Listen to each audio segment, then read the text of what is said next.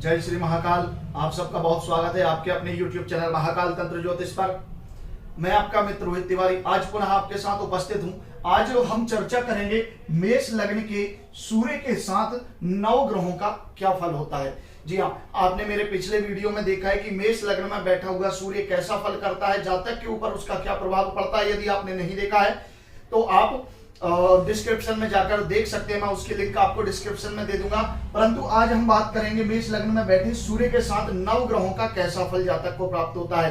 परंतु मैं हमेशा आपसे कहता हूं, सीखना है ज्योतिष तो फॉलो महाकाल तंत्र ज्योतिष चैनल को सब्सक्राइब जरूर कीजिए और बेल आइकन को दबाइए, क्योंकि बहुत सरल तरीके से आप यहाँ ज्योतिष सीख सकते हैं और ग्रह कैसा फल आपको करते हैं इस विषय में आप जानकारी प्राप्त कर सकते हैं। चलिए हम प्रारंभ करते हैं।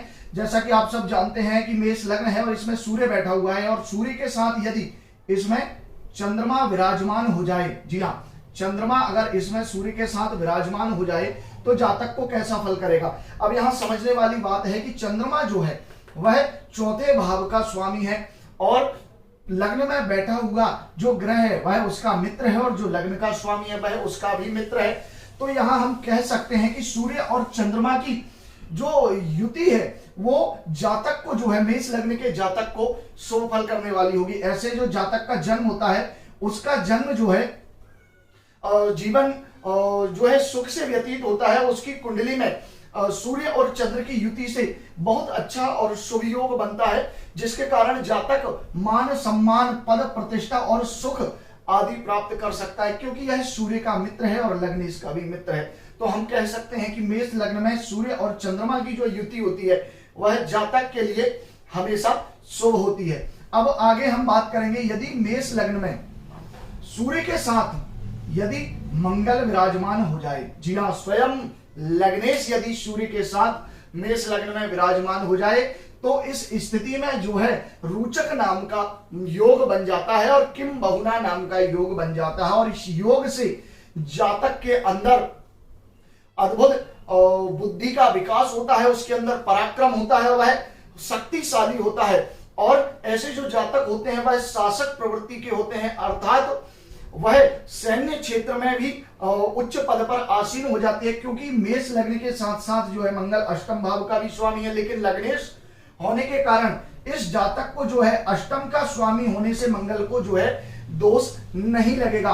तो सूर्य के साथ मंगल जो है एक राजयोग का निर्माण कर देता है, जिसे कहते हैं किम बहुना राजयोग, और रोचक योग का निर्माण यहाँ पर जो है सूर्य के साथ मंगल लग्नेश बैठकर कर देता है।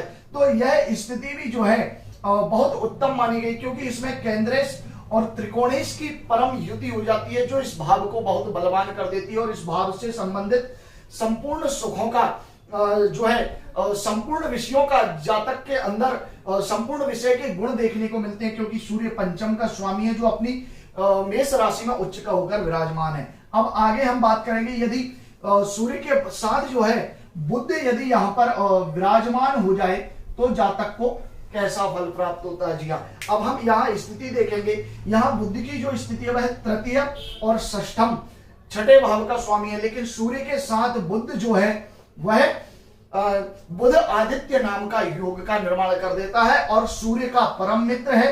हालांकि मंगल को यह अपना शत्रु मानता है, लेकिन सूर्य का मित्र होने के कारण इस स्थिति में भी जो है जातक को शुभ फल प्राप्त होता है। लेकिन सबसे बड़ी बात यह है कि सूर्य लग्न में विराजमान है और उच्च का भी है, तो ऐसे जातक का जो धन होता है वह अपनी संगति में ज्यादा बर्बाद हो जाता है। ऐसा जातक जो है शत्रुओं के साथ जीवन भर संघर्ष करता है। हालांकि इस स्थिति में अगर सूर्य बुध बैठे हो तो जातक अपने शत्रुओं पर हावी हो जाता है, उन पर विजय जरूर प्राप्त कर लेता है। लेकिन सूर्य के साथ बुध तृतीय और षष्ठम का स्वामी जो सूर्य के साथ बैठा रहता है तो यह कुछ बाधा भी उत्पन्न करता है, क्योंकि मेष लग्न के लिए बुध जो है बाधक योग करता है। तो यहाँ जो फल है वह मध्यम रहेगा, क्योंकि सूर्य के साथ बुध जब बैठ जाएगा तो बुध एक ऐसा ग्रह है जिस ग्रह के साथ बैठता है उसी के अनुसार फल भी करता है। तो यहाँ हमें फल मध्यम समझना चाहिए, क्योंकि तृतीय और षष्ठ भाव का स्वामी जो है बुध है। अब हम आगे बात करेंगे कि यहाँ पर बुध के साथ बुध के बाद यदि बृहस्पति यहाँ पर बैठ जाता है लग्न में, तो बृहस्पति जातक को कैसा फल प्रदान करेगा। यहाँ स्थिति देखने वाली यह है कि सूर्य जिस भाव का स्वामी है वह त्रिकोण, और बृहस्पति जिस भाव का स्वामी है वह भी त्रिकोण अर्थात भाग्य भाव का स्वामी है, और उसके साथ साथ वह व्यय भाव का भी स्वामी यहाँ पर हो जाता है। तो इस स्थिति में मेष लग्न में बृहस्पति और सूर्य की जो युति है वह अत्यंत शुभ मानी जाएगी। क्यों? क्योंकि सूर्य भी जो है और पंचम का स्वामी है जो त्रिकोण है, बृहस्पति भी जो है भाग्य का स्वामी है वह भी त्रिकोण है। तो त्रिकोण की स्वामी की स्थिति यदि लग्न में दोनों युति में बैठ जाए तो यह युति भी जो है जातक को परम योगकारी मानी जाती है। ऐसा जो जातक होता है राजनीतिक क्षेत्र में बहुत सफलता प्राप्त करता है, उच्च पद मान सम्मान भी उसके पास बहुत अधिक होता है। ऐसे जातक का भाग्य जो है वह उन्नत होता है, और ऐसे जातक का जो स्थिति रहेगी, क्योंकि मेष लग्न में बृहस्पति 12वें भाव का भी स्वामी है, तो अर्थात 12वें भाव का जो स्वामी है तो इसके स्वामी होने से जातक को कहीं ना कहीं अपने कार्य क्षेत्र में, राजनीतिक क्षेत्र में चरित्र से संबंधित कुछ नुकसान जरूर उठाना पड़ता है। लेकिन केंद्र और त्रिकोण के स्वामियों की युति लग्न में परम योगकारी मानी गई है। अब हम आगे बात करेंगे, यदि सूर्य के साथ यहां पर शुक्र की स्थिति हो जाए तो जातक के जीवन में उसे कैसा फल प्राप्त होगा। तो हमें देखना है कि इस मेष लग्न की कुंडली में सूर्य जो है वह इस स्थिति में सूर्य की जो स्थिति है वह शुक्र के साथ है, और शुक्र द्वितीय और सप्तम अर्थात मेष लग्न की कुंडली के लिए प्रबल मारक है। तो मार्केश की स्थिति सूर्य के साथ होने से जातक के दाम्पत्य सुख में बहुत ज्यादा दिक्कत करती है। ऐसा जो जातक का होता है उनका दाम्पत्य सुख ठीक नहीं रहता है, अर्थात उन्हें अपने वैवाहिक जीवन में कई परेशानियों का सामना करना पड़ता है। और इसके साथ साथ ग्रह द्वितीय भी है, अर्थात धन का कारक है और व्यापार का कारक है। यदि यहां सूर्य और शुक्र पर शुभ ग्रहों का प्रभाव होगा तो ऐसा जातक जो है धन धान्य से भी परिपूर्ण होगा और उसे व्यापार में भी लाभ होगा। परंतु इन भावों से संबंधित कुछ चीजों की कमी शुक्र जो है यहां पर बैठकर करता रहेगा, अर्थात मेष लग्न के लिए मार्केश है, अर्थात कहना चाहिए कि शुक्र जो है मेष लग्न के लिए योगकारी नहीं है, बाधक ग्रह है। तो बाधक होने के कारण और मंगल सूर्य का शत्रु होने के कारण जातक जो है इन भावों के फल में कमी कर देगा, जिसके लिए जातक को अपने कार्य क्षेत्र के लिए और धन के लिए अधिक संघर्ष करना पड़ेगा। तब जाकर जातक कुछ धन इकट्ठा कर सकता है, धन प्राप्त कर सकता है। व्यापार में भी उसे बहुत अधिक परिश्रम करना पड़ेगा। यदि शुक्र सूर्य के साथ अस्त हो जाए या पाप प्रभाव में हो तो इस स्थिति में जातक में के अंदर जो संतान उत्पन्न करने के गुण होते हैं उनमें भी कमी हो जाती है। अर्थात जातक जो है सूर्य के कारण और शुक्र के कारण किसी ना किसी कारण अपने सप्तम भाव से संबंधित और द्वितीय भाव से संबंधित सुखों में कमी का अनुभव करता है। अब हम बात करेंगे, यदि सूर्य के साथ यहां पर शनि विराजमान हो जाए, जी हाँ, शनि यदि यहां विराजमान हो जाएगा तो जातक को किस प्रकार का फल मिलेगा। अब यहां देखने वाली बात है, तो सबसे पहली बात, सूर्य के साथ शनि की युति लग्न में नीच भंग राजयोग का निर्माण कर देती है, और यह नीच भंग राजयोग जातक के जीवन में कई उपलब्धियों को देने वाला होता है। उसके पीछे सबसे बड़ा कारण है कि सूर्य जो है पंचम भाव का स्वामी है और शनि जो है दसम और एकादश भाव का स्वामी है, अर्थात आजीविका और उससे प्राप्त होने वाला लाभ। और जब यह ग्रह लग्न में बैठकर नीच भंग राजयोग बना देते हैं तो ऐसे जातक का जो व्यापार होता है, जो व्यवसाय होता है, वह बहुत उत्तम चलने लगता है। उसे अपने व्यापार से लाभ होता है, अर्थात वह किसी भी फील्ड में काम करे, किसी भी क्षेत्र में काम करे, उसे लाभ जरूर होगा, क्योंकि यहां लग्न में नीच भंग राजयोग का निर्माण हो जाता है। तो सूर्य के साथ शनि की स्थिति जो है मेष लग्न के लिए उत्तम मानी गई है और यह एक प्रबल राजयोग का निर्माण करती है। तो इस स्थिति में जो है जातक को दसम और एकादश भाव से संबंधित सभी लाभ अच्छे ही प्राप्त होंगे। अब हम बात करेंगे सूर्य के साथ शनि के स्थिति को हमने अध्ययन किया।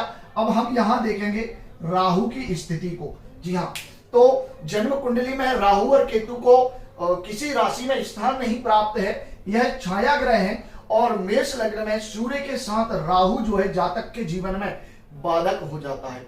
अर्थात जातक अपने कार्य में मेहनत करता है, परिश्रम करता है, लेकिन उसके अनुपात में जो लाभ उसे मिलना चाहिए उस लाभ में राहु लग्न में बैठकर कमी कर देता है। सूर्य के साथ यहां बैठकर यह ग्रहण योग का भी निर्माण कर देता है और ग्रहण योग के साथ साथ जातक की जो बुद्धि होती है वह बुद्धि जो है गलत दिशा में अधिक चल जाती है। ऐसे जातक व्यसन करने लगता है या फिर उसकी संगति अच्छी नहीं रहती है। लेकिन यदि राहु के ऊपर शुभ ग्रहों का प्रभाव है और योगकारी ग्रहों का प्रभाव यदि यहाँ राहु के ऊपर है तो ऐसा जातक जो है वह आविष्कारक भी होता है, नए आविष्कार की रचना भी कर सकता है और ऐसा जातक आविष्कार के क्षेत्र में काफी उन्नति भी करते देखा जाता है। तो सूर्य की स्थिति यहां निर्भर करती है कि राहु के ऊपर ग्रहों का किस तरह का प्रभाव है। क्या राहु सूर्य से बलवान है या सूर्य राहु के ऊपर प्रभावी हो रहा है। तो यह स्थिति कुंडली में अंशों के आधार पर देखकर निर्भर हो सकती है, परंतु हम यहाँ सिर्फ ग्रहों की युति का फल अध्ययन कर रहे हैं। अब हम आगे बात करेंगे कि सूर्य के साथ केतु की स्थिति क्या फल देगी। तो यहां समझने वाली एक बात है, ग्रंथों में कहा गया है कि कुजवत केतु शनिवत राहु, अर्थात राहु के पास जो है वह मस्तिष्क है और बुद्धि है, विवेक है, वह ग्रहों से अपनी अनुसार कार्य करवा सकता है, लेकिन केतु के साथ ऐसा नहीं है। केतु जिस ग्रह के साथ बैठता है उसके अनुसार फल करता है। तो केतु यदि यहां सूर्य के साथ बैठेगा और वह भी मंगल की राशि में, तो ऐसा जातक काफी मेहनती होता है, मेहनत करने वाला होता है। वह जिस कार्य में एक बार लग जाता है उस कार्य को पूरा करके ही छोड़ता है। तो यहाँ केतु की स्थिति जो है राहु के साथ, वो केतु की स्थिति सूर्य के साथ उत्तम ही मानी गई है। यहाँ कुछ बुरा फल हमें प्राप्त नहीं होगा, क्योंकि कुजवत केतु इस बात के आधार पर जो है केतु मेष लग्न में सूर्य के साथ जातक को काफी मेहनती बनाता है और जातक जिस कार्य को करने की एक बार सोच लेता है, अपनी मेहनत के बल पर, अपने परिश्रम के बल पर वह उसे प्राप्त कर लेता है। ऐसे जो जातक होते हैं विद्या के क्षेत्र में काफी उन्नति करते हैं और अध्ययन के क्रम में अच्छे से पढ़ाई करके और उच्च पदवी प्राप्त कर लेते हैं। तो यहाँ हमने नव ग्रहों की स्थिति का अध्ययन किया कि सूर्य के साथ नौ ग्रह कैसा फल देते हैं और किस प्रकार के योगों का निर्माण करते हैं। अगर आपको यह वीडियो अच्छा लगा है तो सब्सक्राइब जरूर कर दीजिए, क्योंकि मैं हमेशा कहता हूं सीखना है ज्योतिष तो फॉलो महाकाल तंत्र ज्योतिष।